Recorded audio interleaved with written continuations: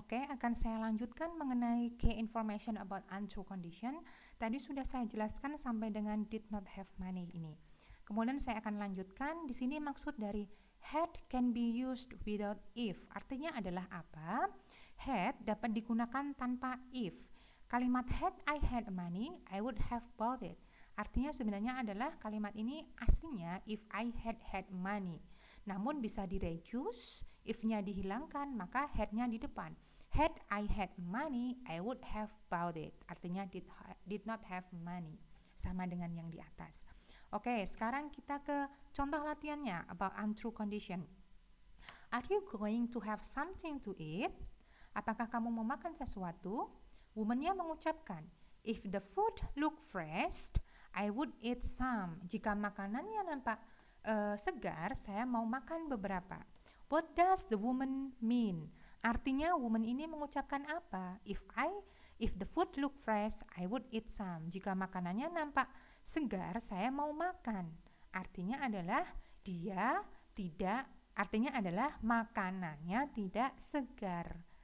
Jika makanannya segar, maka dia sebenarnya makanannya tidak segar. Artinya apa? Jika makanannya tidak segar, dia tidak mau makan. Maka jawabannya adalah yang A. She is not going to eat. Karena dia mengucapkan kalau segar dia mau makan. Artinya kan dia tidak makan karena makanannya tidak segar. Maka jawabannya adalah yang E. Kemudian yang nomor 2. The flight must have taken longer than usual. Had the flight left on time, we would not have arrived so late. What does the man say about the flight? Man ini mengucapkan apa? Had the flight left on time, we would not have arrived so late. Jika penerbangannya on time, tidak telat, maka kita tidak telat sampai di sini. Artinya ada apa? Mereka terlambat sampai sini. Mengapa mereka terlambat? Karena penerbangannya tidak on time alias terlambat. Maka jawabannya adalah it departed late. Paham ya? Had the flight left on time, jika penerbangannya tidak terlambat, kita tidak akan terlambat tiba di sini. Maka artinya adalah mereka terlambat tiba di sini. Mengapa mereka terlambat tiba di sini? Karena penerbangannya tidak on time. Artinya it departed late, penerbangannya terlambat. Oke, saya akan ringkas lagi mengenai 7 strategis kita di dalam mengerjakan listening skills. Yang pertama adalah focus on the last line. Focus on the last line di sini maksudnya apa? Kalian fokus pada pembicara kedua, apa yang diucapkan oleh pembicara kedua, kalimat kedua. Karena jawabannya ada di second speakers. Kemudian choose answers with synonym. Kalian pilihlah jawaban yang mengandung sinonim. Maksudnya adalah setelah kalian tahu dari second speaker itu bilang apa, kalian cari sinonim dari keyword di second speaker tersebut. Oke, kemudian yang ketiga, avoid similar sound. Artinya adalah setelah kalian dengar pembicara kedua, keywordnya apa, bagaimana bunyinya, soundnya dari keyword tersebut. Kalian perhatikan, notice, jika sounds di pilihan A, B, C, D sama atau hampir sama dengan keywordnya tadi, maka jangan pilih pilihan tersebut, hindari. Maka pilihlah jawaban yang tidak mengandung sound yang hampir sama dengan keyword tersebut. Oke, paham ya?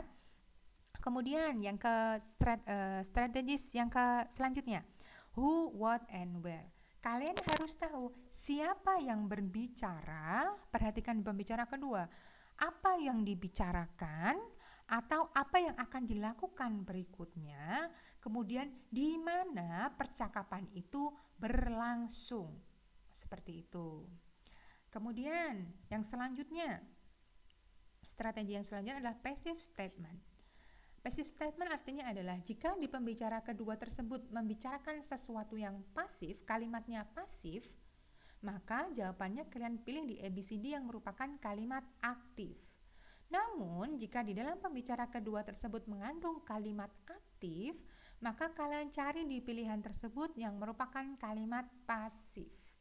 Oke, pasif itu adalah dilakukan tindakan, dikenai tindakan. Aktif itu adalah melakukan tindakan. Jadi kebalikannya. Oke. Kemudian strategi yang selanjutnya. Key information about wishes, pengandaian. About pengandaian. Seperti yang tadi sudah dijelaskan, maksudnya pengandaian di sini adalah kalimat wish positif itu menggambarkan kenyataan yang negatif.